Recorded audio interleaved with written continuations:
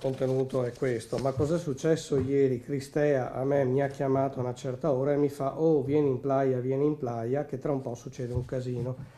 E mi sveglio stamattina e mi dicono che non c'è più. Cioè era uno di quelli che veniva con il gruppo Sony, e quelli là, capito? Per Lorenzo Cristea, il ventenne padovano ucciso a coltellate all'esterno della discoteca Playa Loca di Castelfranco Veneto, stava dunque per succedere un casino. Questo è il termine utilizzato e riportato nell'audio WhatsApp che un PR della stessa discoteca, evidentemente conoscente di Cristea, ha inviato a un altro PR del locale all'indomani dell'accoltellamento shock. Cristea dunque lo aveva chiamato poco prima della tragedia chiedendo di raggiungerlo perché stava per accadere qualcosa di grosso, cosa non è specificato, si parla appunto di un casino, messaggio che in questa fase più che mai fa la differenza, specialmente per le difese dei due ragazzi di origine marocchina accusati dell'omicidio, il 19enne Badr Rouaji e il 22enne Taha Bennani, quest'ultimo rappresentato dall'avvocato Fabio Targa. Quello che emerge è un dato di preparazione di quello che poi è capitato, tanto che viene il dubbio che più che di rissa si debba parlare in realtà di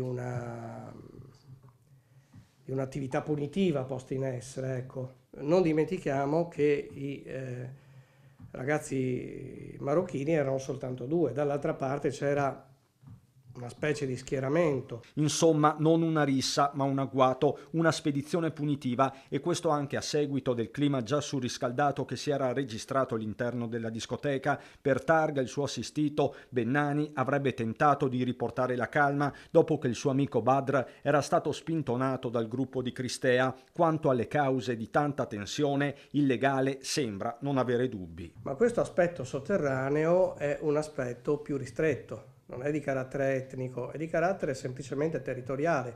Probabilmente c'era la voglia di dimostrare a qualcuno chi teneva il territorio in quella discoteca. Da questo punto di vista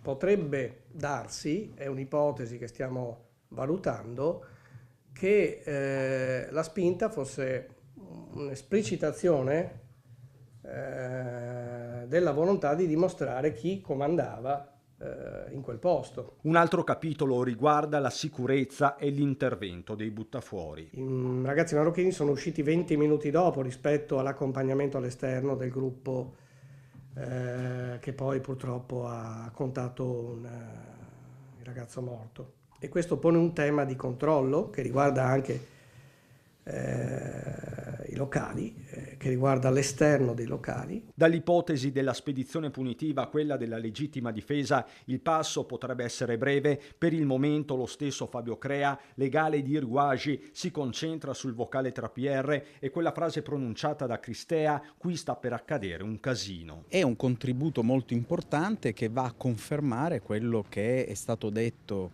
sin dalle prime fasi, soprattutto in considerazione delle dichiarazioni che ci hanno riferito i nostri assistiti, appunto quello di un'azione aggressiva da parte degli altri. Su questo punto specifico per Crea non ci dovrebbe essere il rischio di ritrattazioni. Questo poteva essere un problema, non lo è più perché ho, diciamo così, cristallizzato le fonti di prova.